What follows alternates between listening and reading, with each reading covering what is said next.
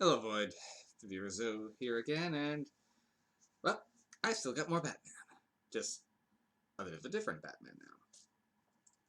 Batman Beyond, which took a while to find its footing back in its day, but now is rather well received, and admittedly, back when it was airing, I had only seen an episode here or there, and thought it was fine, but didn't really look too far into it. Now, having sat down and actually watched all of it, yeah, I can see why people definitely identify with it. It's it's a good series.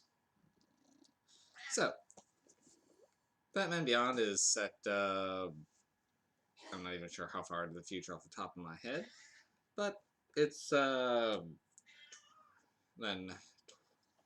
20, 30, 40 years later, Bruce Wayne is now a cranky old man, and Batman is now a hotshot teenager, much to Bruce Wayne's occasional dismay. So, after young Terry McGinnis gets involved with a information smuggling racket that costs his father his life, or more, he starts investigating it, and it leads back to Bruce Wayne, who Terry stumbles into being Batman. He steals Batman's newest power suit and goes to try to avenge his father. Afterwards, Bruce Wayne essentially offers him the job, and as his personal assistant slash valet, and Nocturnal Batman. So, it's good. It has a couple of that it doesn't have as strong of a problem with continuity as Batman the Animated Series did, but the animated series ran much longer, so it had more it had more chances to kind of fall into those traps. While this one, it right off the bat actually tried to do a little bit. Doesn't always succeed, particularly early in season one. There's a bit where Terry's girlfriend breaks up with him because of all the issues of him ghosting her to be Batman. But by the next episode, she's back with him fine, and there's no explanation. It does get better later on, but it was still kind of a double take. Though, for the most part, characters' relationships actually grow throughout it, particularly Terry's own off again, on again romance with Ten of the Royal Flush Gang, and later on the addition of Max, who was a friend from school who essentially at first ends up believing he's a Joker.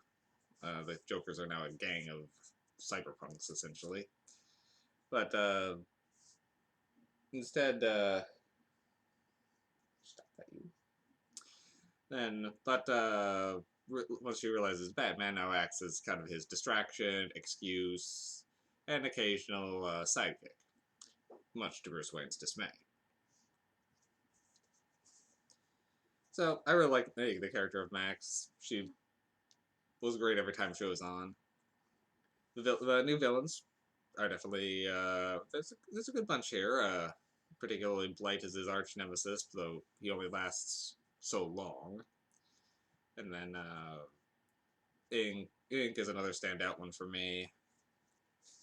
Kurare is only in a couple episodes, but she worked rather well, as well as did the Cobra Cult. They were a little ridiculous for their outfits. I kept making pajama jokes on them, but overall they were fine. And if I ever had to point to a weak point, it would be Terry's girlfriend, which I sometimes even have problems remembering the name of. Now, she does get one episode dedicated to her, and that episode, she is good. She's interesting in that episode. But other than that one episode, her role just seems to be to nag at Terry for not being there. And it gets rather repetitive. Towards the end of it, she just seems to accept it and decide not to worry about it anymore because he seems to view Bruce Wayne as a father figure who just lost his father. But a lot of that just happens in the background, and she's not really given as much time. His fling with Ten was much more interesting, and occasionally he even seemed to have more chemistry with Max than with her. So If they'd actually done a little bit more with her, she would have been fine, but they only gave her one episode. And during that one episode, she did excel. I could see why Terry liked her. But it's just one episode. And there's 52. The rest of that, she gets just maybe a minute or two of screen time per episode. And mostly it's just her being mad at Terry.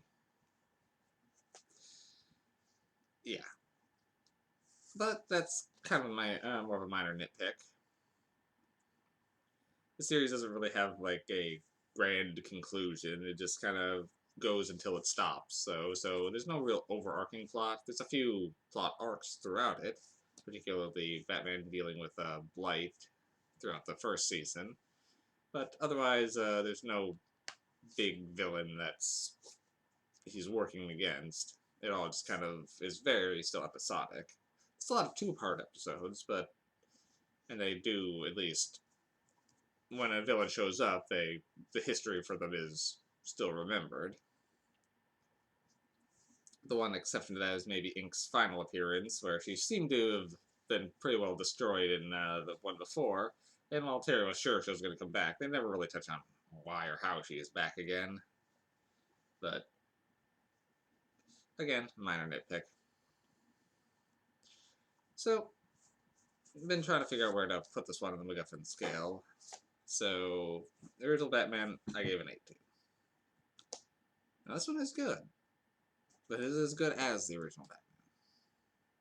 It does fix some of the continuity problems I commented on that, but this one doesn't have the character recognition power of the original one. Occasionally, one character will come back from the older series for just an episode, such as Talia al Ghul or Mr. Freeze, but otherwise, it's really self-contained. I'll give it a 7. It's up there. It's fun and interesting, but it doesn't have the nostalgia factor that does really aid Batman.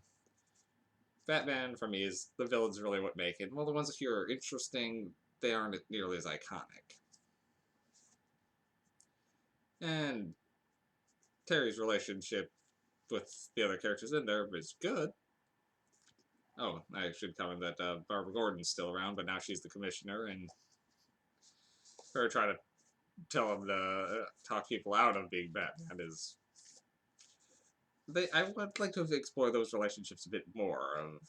They do a bit in the movie, which I'll do in another review, but why she's so hardened towards Bruce now, I would have liked to have seen a bit more. And they touch on Nightwing tightly, saying that he has some stories, but again, Nightwing never shows up. I think the series could have really benefited from just being longer, to give some more chances to breathe. It ran 3 seasons, with one season being longer than the others, so the other Batman series had almost twice the episodes this one did, I believe, so that's kind of its... Alright, so, Batman Beyond. Yeah, I'll give it a 7. It's definitely worth watching. Alright. So, take care, and I'll see you guys soon. Oh, and the irony of me reviewing this in a Marvel shirt isn't lost on me. I just really noticed it as soon as I turned on the camera, and I just decided I don't want to change. So,